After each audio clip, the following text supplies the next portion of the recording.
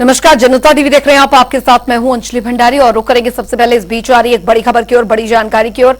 तो बड़ी खबर आ रही है इस बीच हापुड़ से। इस वक्त की बड़ी खबर, बड़ी और अहम जानकारी हापुड़ से आ रही है।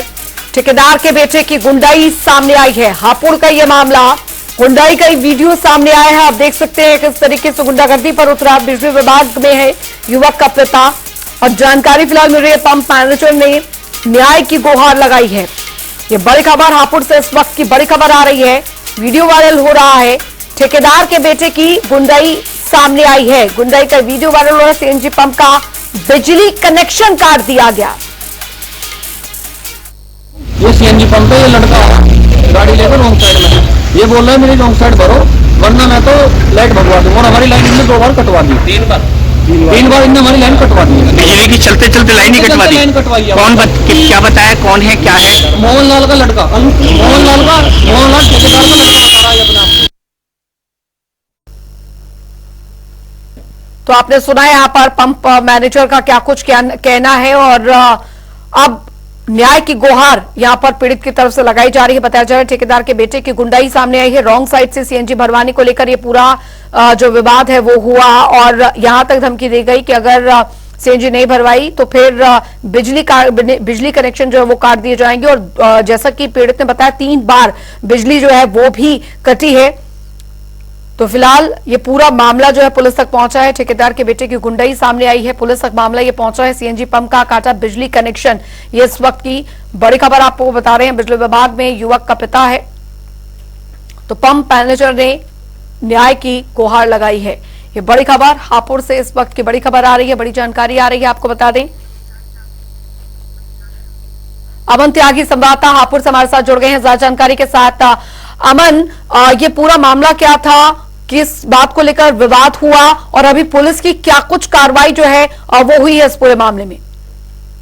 बिल्कुल, देखिए अंजलि, मैं आपको बता दूं कि ये मामला सिटी कोतवाली क्षेत्र के दिल्ली रोड का है। और जहां पर ये देर रात जो ठेकेदार है, जो बिजली विभाग में जो ठेकेदार है, उनका बेटा रोंग साइड लेकर गाड़ी को पेट्रोल सीएनजी डलवाने पहुंचा था। जहां पर उन्होंने जो कर्मी थे, पेट्रोल कर्मी थे, वहां पर उनको ये कहना था कि साइड से आइएगा, जो लाइन है लाइन से आइएगा तभी जाकर सीएनजी मिलेगी। तो उन्होंने अपना जो ठेकेदार है, ठेकेदार के बेटे ने अपना भोकाल टाइट करने के लिए जो है जो पेट्रोल पंप की बिजली है वो 3 बार कट ऑफ की। तो जिसको लेकर जो है वहां पर जो मैनेजर है वो मौके पर पहुंचे और मौके पर पहुंचने के बाद उन्होंने पुलिस को सूचना दी।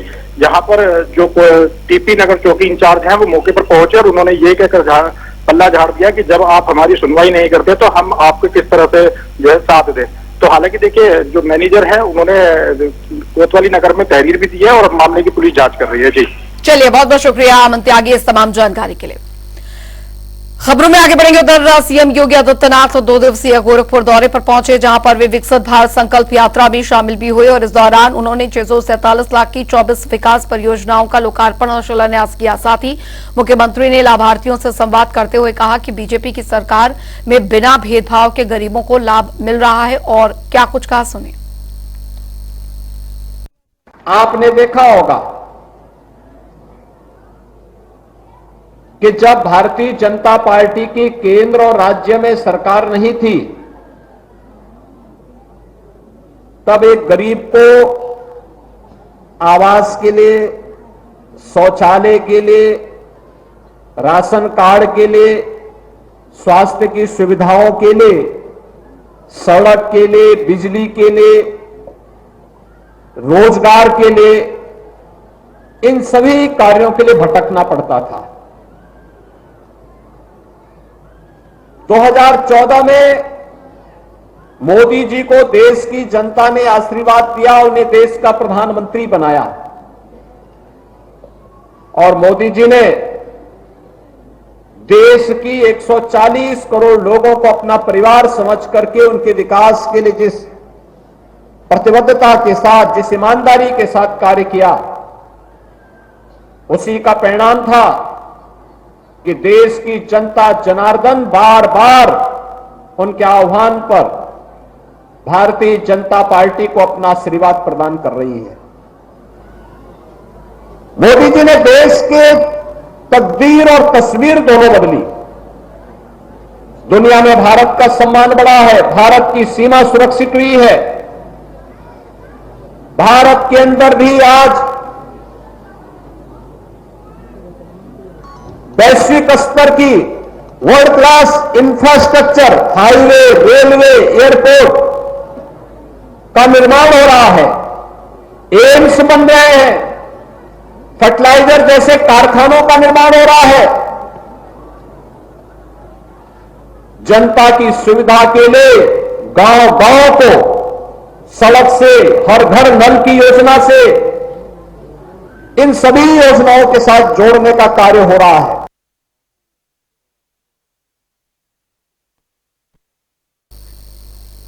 बढ़ेंगे आगे। उधर उत्तर प्रदेश में विपक्षी गठबंधन का खाता भी नहीं खुलेगा और बीजेपी सभी 80 की 80 सीटों पर जीत दर्ज करेगी, ये कहना है बीजेपी नेता शहनवाज हुसैन का। दरअसल शहनवाज हुसैन एक कार्यक्रम में शिरकत करने के लिए गोरखपुर पहुंचे हुए थे, जहां उन्होंने भगवान रामलला की प्राण प्रतिष्ठा पर हो रही सियासत पर जमकर निशाना साधा, तो साथ ही विपक्षी गठबंधन पर भी हमला बोला। राम मंदिर का जो निर्णय हुआ वो अदालत का हुआ था। सब पक्ष ने कहा था कि जो निर्णय होगा हम स्वीकार करेंगे, सबने स्वीकार कर लिया। किसी मुस्लिम ने कोई एतराज नहीं किया, सबने सहर्ष से इस मामले को स्वीकार किया और जो पक्ष थे उन्होंने स्वीकार कर लिया। इकबाल अंसारी फूल बरसा रहे हैं और कांग्रेस के नेता अपने जबान से जहर बरसा रहे हैं, यही अंतर है। तो 22 जनवरी को भव्य राम मंदिर बनेगा तो उस इलाके के लोगों का डेवलपमेंट भी होगा, पूरी दुनिया से लोग आएंगे। इसमें इस तरह की बयानबाजी बंद होनी चाहिए और ये राजनीतिक दल जो हैं वो जानबूझकर इस पर राजनीति कर रहे हैं। इंडिया अलायंस तो बिखरने वाला है। अभी तक केजरीवाल साहब कह रहे हैं एक थी कांग्रेस, उनके भगवत मान कह रहे हैं, और कांग्रेस वाले कह रहे हैं एक था जोकर। फिर लालू जी का बयान अलग है, नीतीश कुमार जी का बयान अलग है, ममता जी कह रही कांग्रेस को 2 ही सीट देंगे। ऐसे देश की जनता भी कांग्रेस को 2 ही सीट पर रोक सकती है। बीजेपी का जो इसे 84 में 2 सीट मिला था तो कांग्रेस हमारा मजाक उड़ाती थी। वो दिन भी आएगा कि कांग्रेस को 2 सीट आएगी और हम उनको कहेंगे कि हमारा दिन याद कीजिए। उधर नेपाल के जनकपुर धाम से चली भार यात्रा आज सुबह अयोध्या पहुंच गई है और 22 जनवरी को रामलला की प्राण प्रतिष्ठा के लिए ससुराल से उपहार भेजे गए हैं। भगवान रामलला के लिए जनकपुर से वस्त्र, फल, मेवा और चांदी के आभूषण आए हैं। आपको बता दें कि जनकपुर वासी 1100 सजे थार को दरअसल लेकर अयोध्या यहां पर पहुंचे हैं और ये यात्रा जनकपुर से निकलकर देर रात अयोध्या कारसेवकपुरम पहुंची और भारत में आते ही भार यात्रा का जोरदार स्वागत किया गया। कहते हैं भगवान राम की जो समय घड़ी आ रही है प्राण प्रतिष्ठा की, क्यों तो भगवान राम को उपहार स्वरूप दान पूरे देश से आ रहा है। आज भगवान राम लला के ससुराल से, माँ जानकी के मायके से, ये आप देख रहे हैं कि ये नेपाल से, ये जो वहाँ का वो वक्त सुंदर नज़ारा है, जो वाकई में प्राकृतिक और पूरा राममय जो इस समय है, वो पूरा भगवान राम की नगरी में कारसेवकपुर का ये नज़ारा है। लोग उपहार दे रहे हैं, कोई प्रसाद दे रहा है, कोई माता जानकी के लिए। तो ये मायके, सीता जी के मायके से, नेपाल से, जो गोपालगंज जनकपुर से, ये पूरा नेपाल से आया है। आप देख रहे हैं कोई ये चांदी का बर्तन है, चांदी का प्लेट है, ये चांदी का बर्तन है और चांदी का प्लेट है, चांदी का कप है और सीता जी का वस्त्र है। और राजा दशरथ यानी ससुराल में जब कोई कार्यक्रम होता है तो मायके से जरूर उपहार आता है, चाहे वस्त्र हो, चाहे फल हो, चाहे मीठा हो। तो पूरी मैं अपने कैमरे के माध्यम से दिखा रहा हूँ कि यहाँ का जो इस समय जो खुशी का पल है, भगवान राम के जो ससुराल से जनकपुर से आया है, ये पूरा सामान या फल हो या मीठा हो या पूरी, अगर मिष्ठान की बात की जाए तो ये जनकपुर से आया है। भगवान राम के प्राण प्रतिष्ठा आने वाली 22 तारीख को ये प्राण प्रतिष्ठा में शामिल होगा और लोग जो नेपाल से चलकर कम से कम 500 लोग, महिलाओं से लेकर पुरुष तक, इसमें साक्षी बनने के लिए आए हुए हैं। वीडियो पर्सन कृष्णा के साथ BS लाठी, जनता टीवी, अयोध्या। तो विवाह में लड़की का घर लड़के के घर को कुछ भेंट देता है। मिथिला में उसी को भार कहा जाता है। भार का मतलब एक लाठी, एक बांस कंधे पर रहता है और उस बांस के दोनों कोनों पर टोकरों में भेंट का सामान रखा होता है। तो ये ऐसे भार लेकर जनकपुर, वीरगंज, मिथिला, ऐसे नेपाल का समाज, राम भक्त समाज 500 की संख्या में। मेरे लिए बड़ी आश्चर्य की बात थी, इतनी बड़ी संख्या कैसे आई। आज सवेरे शायद 4 बजे आए हैं, तो रात के 12 बजे के बाद से आना शुरू हुए, सवेरे 4 बजे तक आते रहे। वो घड़ी दूर नहीं जब सदियों का इंतजार खत्म होने जा रहा है और हम बात कर रहे हैं अयोध्या में 22 जनवरी को होने वाली रामलला की भव्य प्राण प्रतिष्ठा की, जिसे लेकर तैयारियां जोरों शोरों पर है। धर्मनगरी अयोध्या के साथ साथ पूरा देश राममय नजर आ रहा है। वहीं संगम नगरी प्रयागराज में किन्नर अखाड़ा लोगों को अनोखे अंदाज में निमंत्रण बांट रहा है। प्रयागराज से हमारे संवाददाता SM आमिर की ये खास रिपोर्ट देखिए।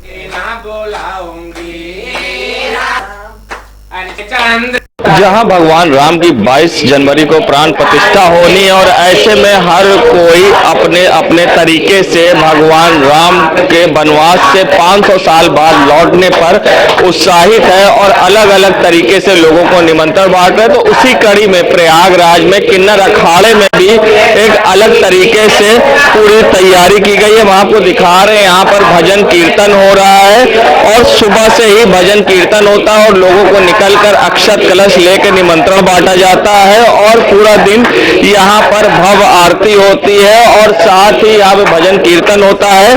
हम किन्नर अखाड़े की महामंडलेश्वर कौशल्यानंद जी से बात करेंगे। आज वो भगवान राम को अपने गोद में विराजमान है लेके, और साथ ही वे किस तरह से यहाँ पर ये पूरा कार्यक्रम कर रही है। जी जय श्री महाकाल।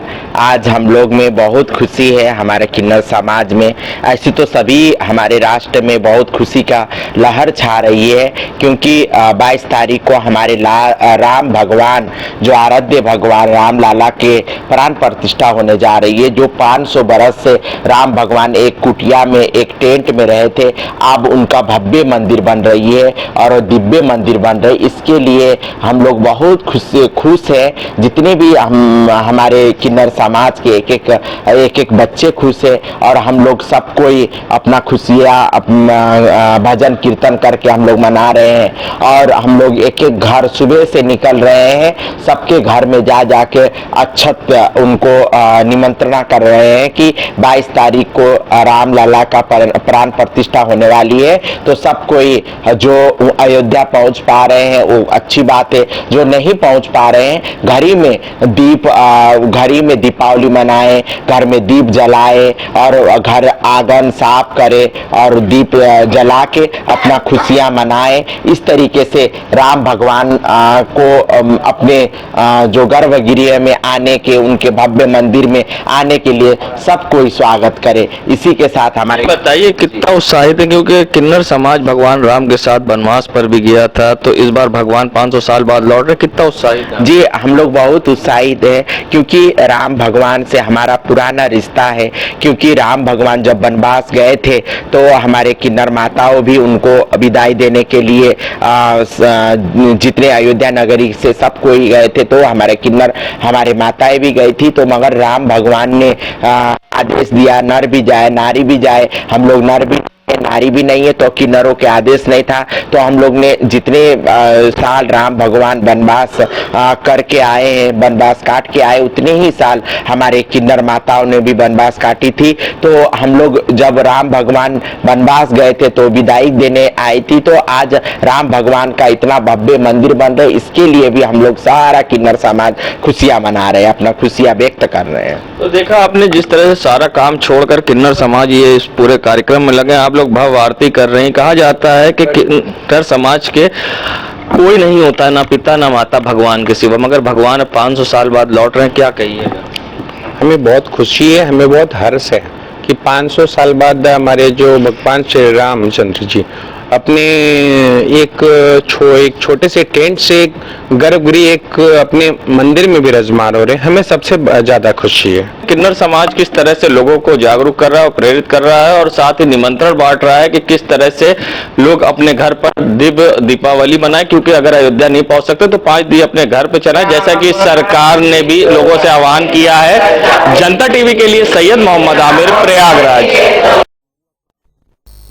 तो रामनगरी अयोध्या में भव्य प्राण प्रतिष्ठा की तैयारियां जारी हैं और इस बीच देश भर से राम भक्तों के अयोध्या पहुंचने का सिलसिला भी जारी है। तो वहीं यहां आने वाले राम भक्तों को सीता रसोई में मुफ्त में भरपेट भोजन भी कराया जा रहा है। देखिए रिपोर्ट।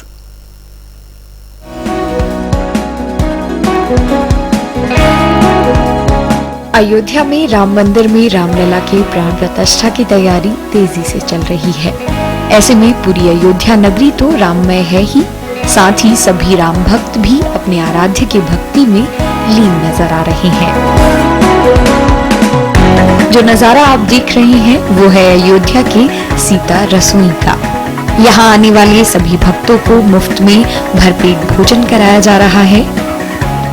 इसके साथ ही अयोध्या में मां सीता की रसोई के द्वारा अयोध्या शहर को सजाने वाले मजदूरों के लिए भी पूर्ण भोजन की व्यवस्था की गई है। रसोई से प्रसाद ग्रहण करने के बाद यहाँ आए सभी भक्त भोजन की गुणवत्ता से बहुत खुश हैं। हम रुद्रप्रयाग जिला से आए। क्या नाम है आपका? जमुना देवी। कैसा लगा यहाँ पे? बहुत अच्छा लगा। हम वो लक्ष्मी बेटी की बहुत बहुत आभारी हैं जो हमको यहाँ दिखाने को लाए। हमको यहाँ बहुत अच्छा लगा, रहने को भी अच्छा, खाना भी अच्छा, व्यवस्था बहुत अच्छी है यहाँ। श्री राम जय श्री राम जय श्री राम। हम उत्तराखंड से आए हैं, जिला हमारा रुद्रप्रयाग है और हमको यहाँ बहुत अच्छा लगा। अच्छी व्यवस्था है रहने को, खाने को, और सबसे अच्छा हमें राम अयोध्या में बहुत अच्छा लग रहा है। अयोध्या कैसी लग रही है? अयोध्या भी बहुत अच्छी है, बहुत अच्छी लग रही है हमको अयोध्या। बता दें कि अयोध्या में राम मंदिर की प्राण प्रतिष्ठा 22 जनवरी को होगी। पीएम मोदी इस अवसर पर संतों के साथ प्राण प्रतिष्ठा करेंगे। गौरतलब है कि प्रधानमंत्री नरेंद्र मोदी ने 5 अगस्त 2020 को अयोध्या में राम मंदिर के निर्माण का भूमि पूजन किया था। इसके बाद से ही अयोध्या में राम मंदिर के निर्माण का कार्य जारी है।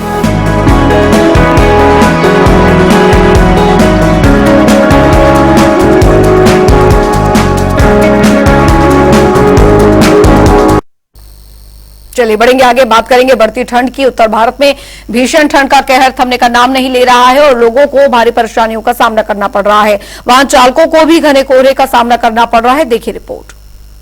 भारत में इन दिनों कड़ाके की ठंड पड़ रही है। शीतलहर की वजह से राष्ट्रीय राजधानी दिल्ली से लेकर पूरा उत्तर भारत और राजस्थान तक भीषण ठंड की चपेट में है। बारिश, सर्द हवाओं और घने कोहरे की वजह से तापमान में लगातार गिरावट दर्ज की जा रही है। कुछ शहरों में पारा 10 डिग्री से भी नीचे लुढ़का हुआ है।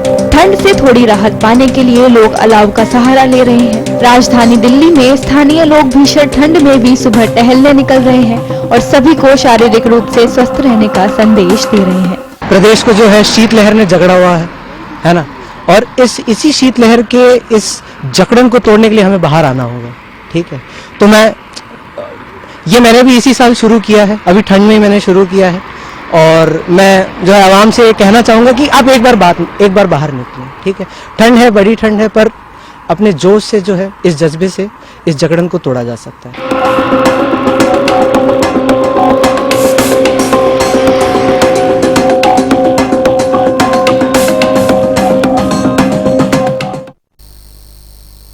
चलिए इसी के साथ इस बुलेटिन में अभी के लिए फिलहाल